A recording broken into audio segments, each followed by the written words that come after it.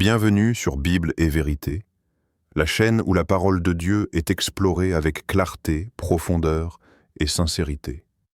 Nous sommes heureux de vous retrouver pour une nouvelle vidéo qui aborde un sujet essentiel, souvent mal compris mais pourtant fondamental dans la vie spirituelle.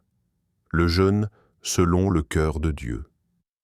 Dans cette vidéo, nous allons découvrir pourquoi le jeûne ne se limite pas simplement au fait de s'abstenir de nourriture, mais représente un véritable réalignement intérieur. Nous verrons ensemble 4 types de jeûne que Dieu reconnaît, et surtout comment éviter de jeûner sans impact spirituel. Nous parlerons d'un jeûne qui tourne le cœur vers Dieu, qui produit la justice et la compassion, qui renforce la prière, et qui humilie l'âme pour laisser Dieu agir en profondeur. Si tu désires vivre un jeûne authentique, porteur de transformation et aligné avec la vérité biblique, alors cette vidéo est pour toi. Installe-toi confortablement, ouvre ton cœur et plongeons ensemble dans la parole de Dieu. 1. Le jeûne qui tourne entièrement le cœur vers Dieu. Le premier type de jeûne que Dieu reconnaît est celui qui provoque un retournement total du cœur vers lui. Le jeûne biblique n'est pas une simple pause alimentaire ni une performance spirituelle.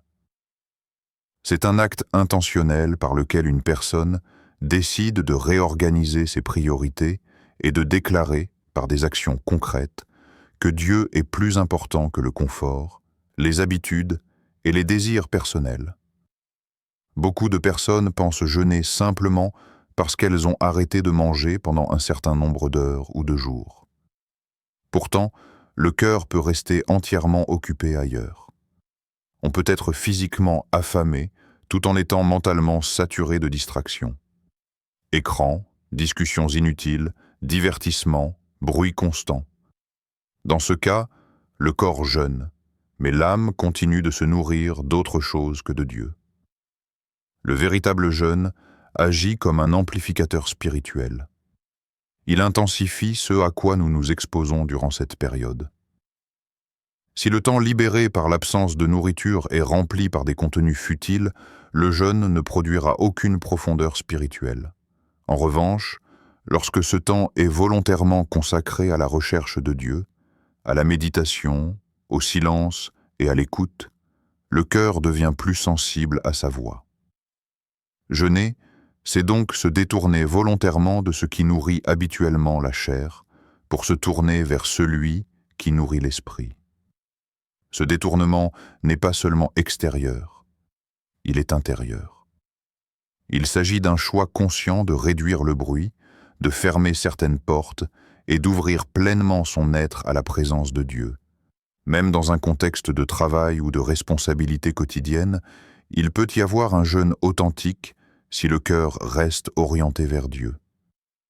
La Bible nous dit dans Joël 2,12 « Maintenant encore, dit l'Éternel, revenez à moi de tout votre cœur, avec des jeûnes, avec des pleurs et des lamentations. » Ce verset montre clairement que le jeûne est lié à un retour du cœur, pas simplement à une privation physique. Dieu ne demande pas seulement un changement de comportement, mais un réalignement profond de l'intérieur de l'homme.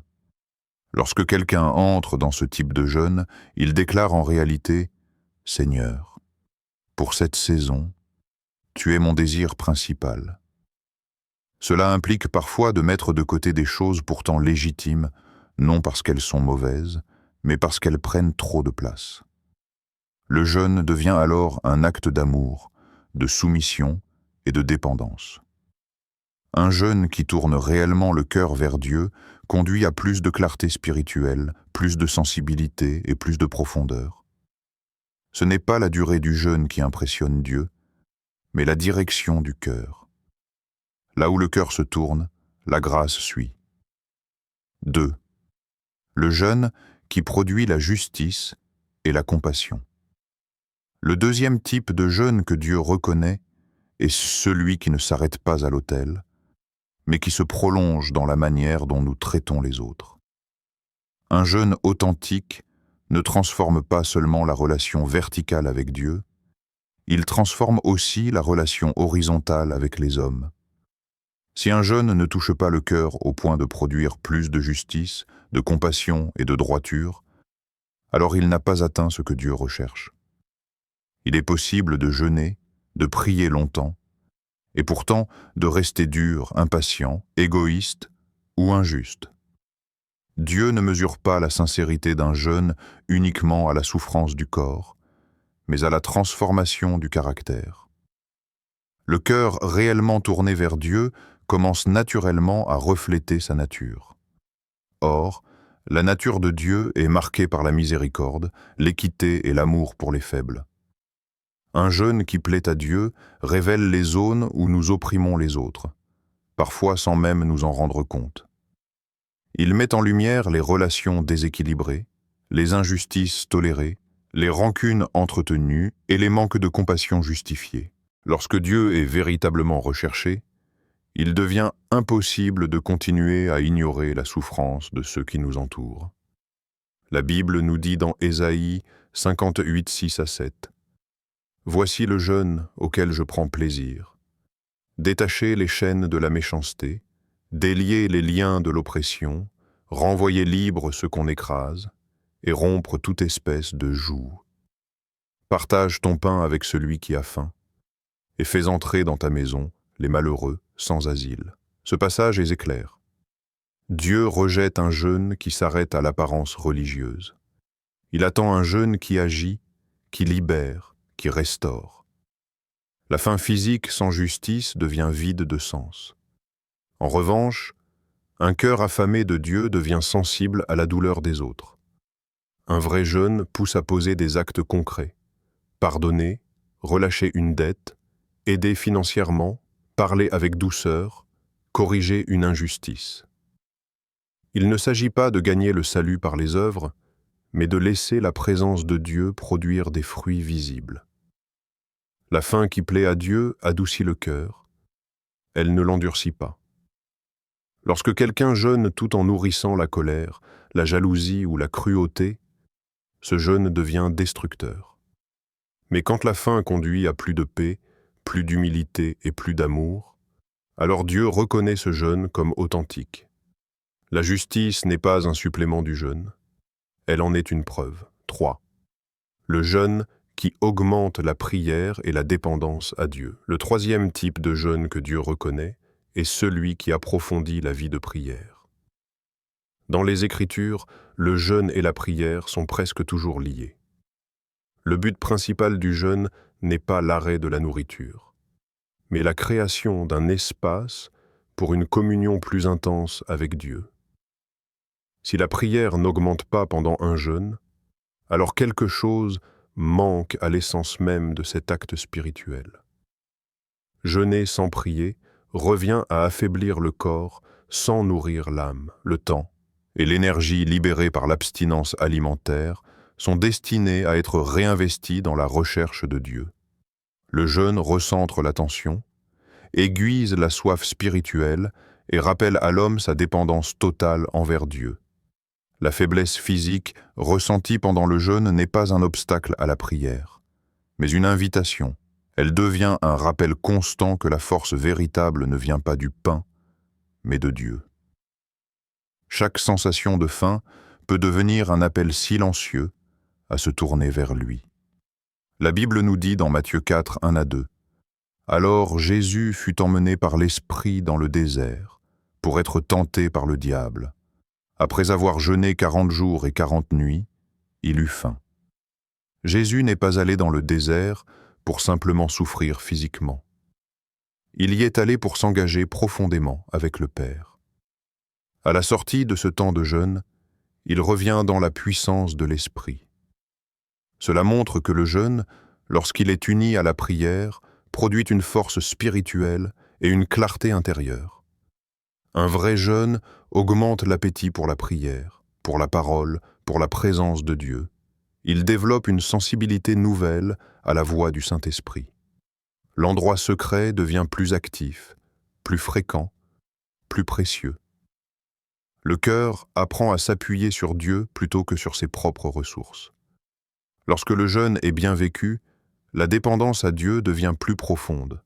On réalise que sans lui, on ne peut rien faire.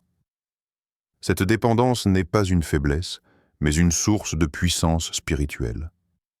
Dieu honore le jeûne qui le place au centre, non seulement par la faim, mais par une prière sincère et persistante. 4. Le jeûne qui humilie l'âme et brise l'orgueil.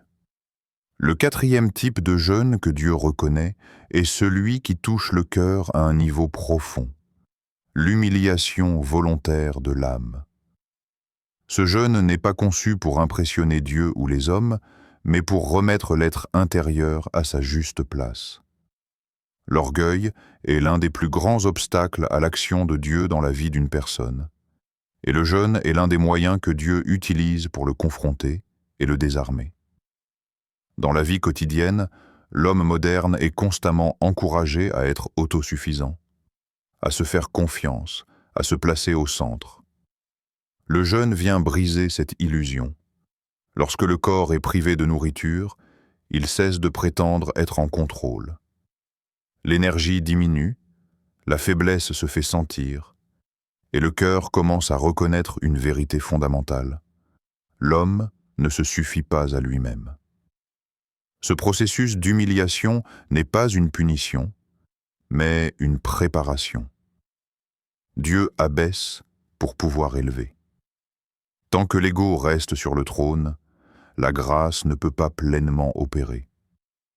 Le jeûne descend l'âme de sa position de domination pour permettre à Dieu de reprendre sa place légitime. La Bible nous dit dans Deutéronome 8.3 « Il t'a humilié, il t'a fait souffrir de la faim, et il t'a nourri de la manne que tu ne connaissais pas, afin de t'apprendre que l'homme ne vit pas seulement de pain, mais de tout ce qui sort de la bouche de l'Éternel. » Ce verset révèle clairement l'intention de Dieu derrière la faim. Enseigner une dépendance plus profonde à sa parole. Le jeûne rappelle au corps et à l'âme que la véritable source de vie ne se trouve pas dans la nourriture, mais en Dieu.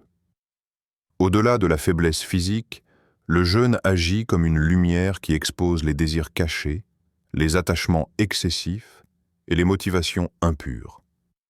Il met en évidence la lutte intérieure entre la chair et l'esprit. Ce combat révèle ce qui gouverne réellement le cœur. Lorsque la chair est affaiblie, l'esprit a l'opportunité de reprendre de la place. Un jeûne qui humilie l'âme rend une personne plus sensible à la correction, plus rapide à la repentance et plus douce dans ses relations.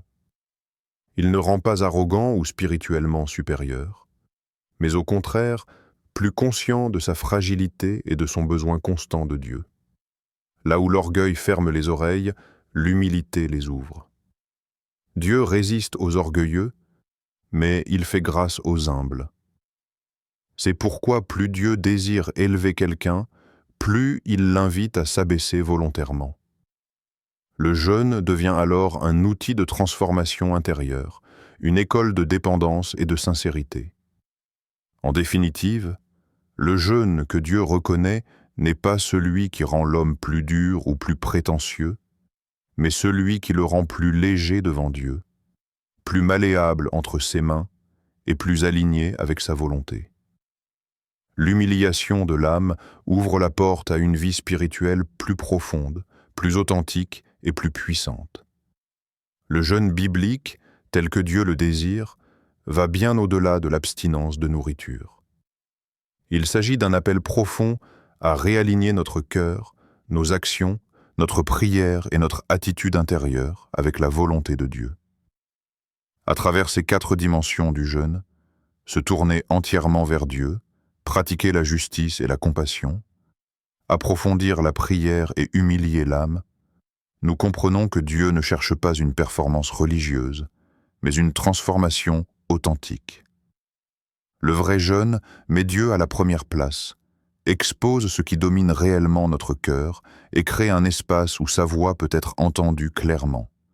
Il nous rend plus sensibles à sa présence, plus attentif aux besoins des autres et plus conscient de notre dépendance totale envers lui. Ce n'est pas la fin du corps qui impressionne Dieu, mais la disposition du cœur qui accepte d'être façonné. Si tu choisis d'entrer dans un temps de jeûne, fais-le avec intention, humilité et sincérité. Laisse Dieu utiliser cette saison pour t'aligner, te purifier et te rapprocher de lui.